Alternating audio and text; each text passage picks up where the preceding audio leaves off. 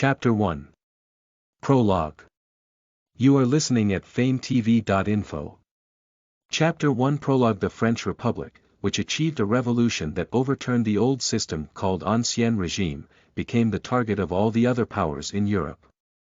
In the aftermath of the revolution, the military officers who were from the nobility vanished, leaving behind only empty shells, and the Republican army became simply a group of idiots. Napoleon Bonaparte appeared at that time. Napoleon defended his country by defeating all the Allied forces that invaded the French territory despite leading these fools. He also marched west of the Rhine to reclaim the long-cherished French natural border and, in the heat of the invasion, conquered northern Italy, forming the largest territory for France since Charlemagne. Napoleon was the Republic's savior and the hero who strengthened France. As Napoleon was gaining national popularity and fame, the leaders of the presidential government became jealous and wary of him. In order to topple Britain, the Republic's biggest opponent, the government ordered him to attack India, its colony, and in the process, to capture Egypt. Omitted. Even if we land in Egypt and take down Cairo, we cannot continuously supply the troops to maintain our position. Moving from Egypt to India is impossible, no matter the cost. The operation planned by the government has no possibility of success, and it would be foolish to turn a potential ally of the Republic, the Ottoman Empire, into an enemy. I am not a leader who will drive the Republic's youth to hell. Omitted. Napoleon, who was relieved of his duties because he refused to follow orders, used the media to reach the people and the soldiers. The impact of the sincere words of the Republic's hero was beyond imagination. The people stood up and protested, and intellectuals and the media criticized the government. The Republic's national army was also on Napoleon's side. The panicked government harshly repressed the protesters, giving Napoleon a reason to raise the army. Napoleon used the division that was loyal to him to take over the chaotic Paris, establishing a government under his leadership, and gave himself the position of president, the Legislative Assembly, the National Assembly, and the general government. Everyone did politics for their own interests and power. No one took care of the lives of the people. I will take care of them from now on. The people of the French Republic are those who deserve the protection and respect of the state from the moment they are born. I will make the French people proud of their country wherever they go in the world. After becoming president, Napoleon stopped the war and devoted himself to the internal affairs of the Republic. He worked to revive the economy and industry, while minimizing the outflow of national wealth, corruption and inefficiency of the administration. As capital began to gather to a certain extent, Napoleon established a state-owned bank, which sought to improve the credibility of the international financial market. His government invested the military expenditure into the quality of life of the people and the revitalization of the national economy, including the construction of canals, roads and irrigation waterways for the agricultural land development, and the construction of villages and cities. Napoleon judged that cotton looms, spinning machine, cotton cloth, and steam engines, which had been invented in Britain, were the industries that would lead the future world economy. He led the process of copying and improving the British models by bringing together numerous engineers and scientists in France, and established an industrial complex to extract coal from coke furnaces.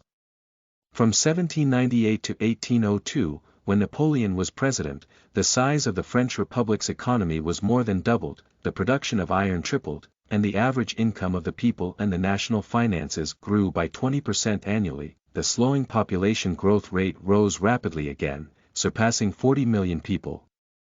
The people were no longer starving, and happy laughter poured down the streets and villages. The French considered Napoleon their savior for his mythical achievements and gave him absolute support and praise. The generals, bureaucrats and ministers urged Napoleon to become emperor. Napoleon refused to do so. Britain was the most wary country as France grew stronger.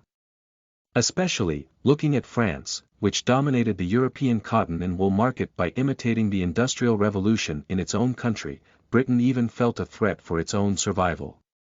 Britain spread numerous political lobbying funds to the Schönbrunn Palace, the Potsdam Palace and St. Petersburg, 21 calling for the re-establishment of the anti-French alliance.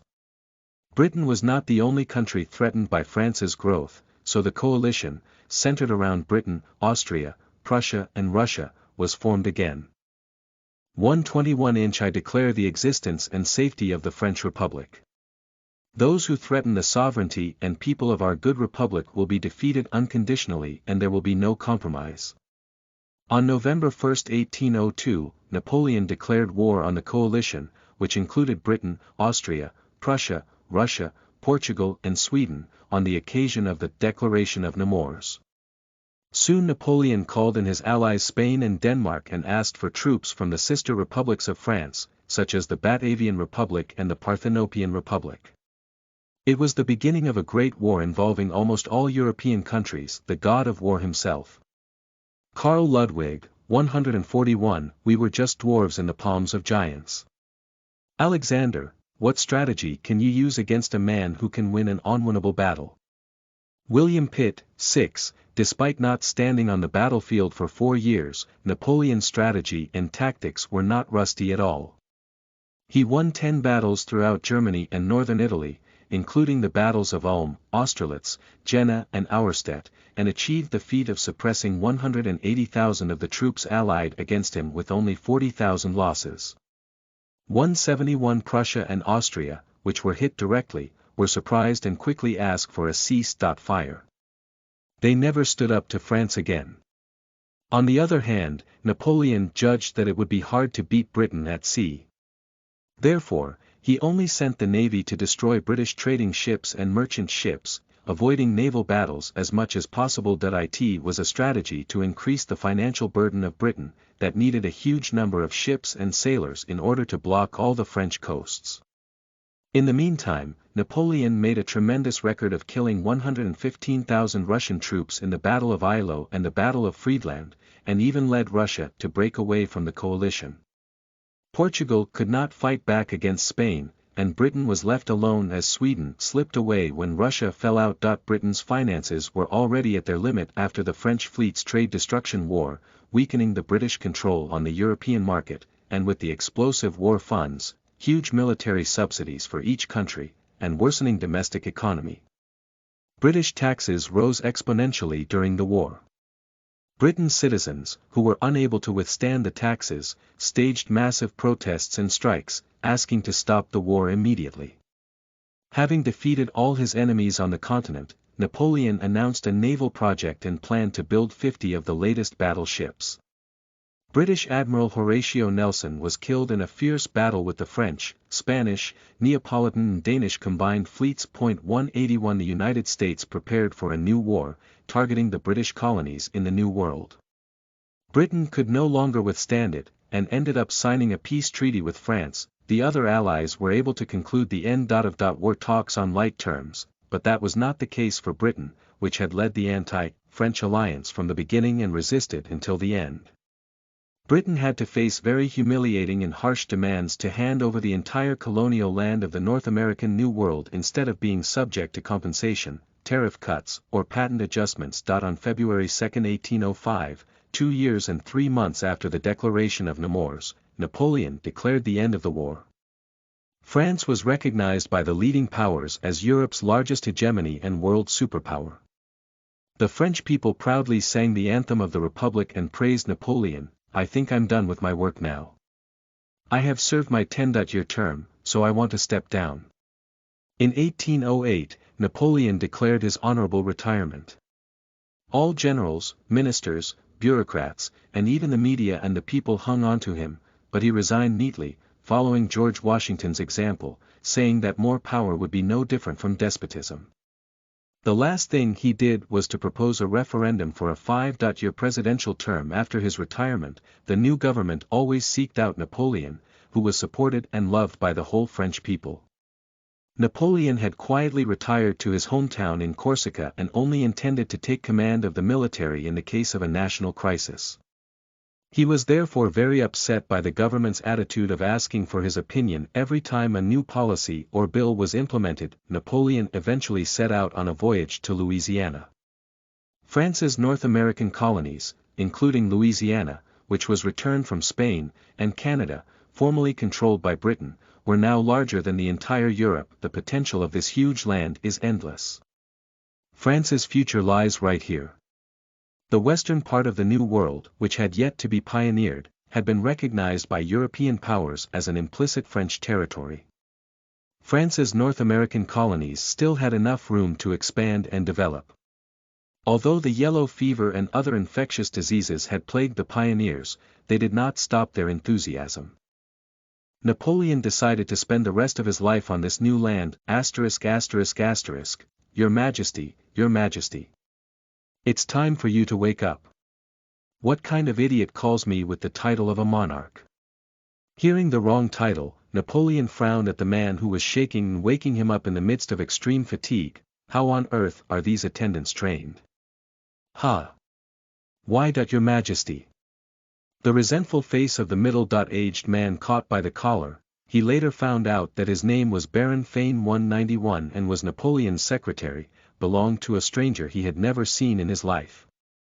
All the people around the middle-aged man were looking at him with surprised faces. Napoleon jumped out of his seat in a sense of discomfort piercing his whole body. Then he opened the curtains covering the carriage and closed them again. I don't know where this is, but I can see for sure that it's not New Orleans, Louisiana's top port city, where the Mississippi River meets the Gulf of Mexico to create a magnificent view. A thick endless forest, the smell of fresh water, different from the sea, and a line of French troops. When he confirmed that this was the Neman River, in Russian territory, Napoleon could only ask, what the hell is this? TL notes, 1. For more information. Napoleon Bonaparte, 2. Residences of the Austrian, Prussian and Russian rulers. For more information. Schönbrunn Palace, Potsdam Sanssouci Palace, St. Petersburg Winter Palace. 3. War of the Second Coalition. 4. Archduke Charles, Duke of Teschen. 5. Alexander I of Russia. 6. William Pitt the Younger. Z. War of the Third Coalition. 8. Battle of Trafalgar. 9. Agathon Jean-François Fame.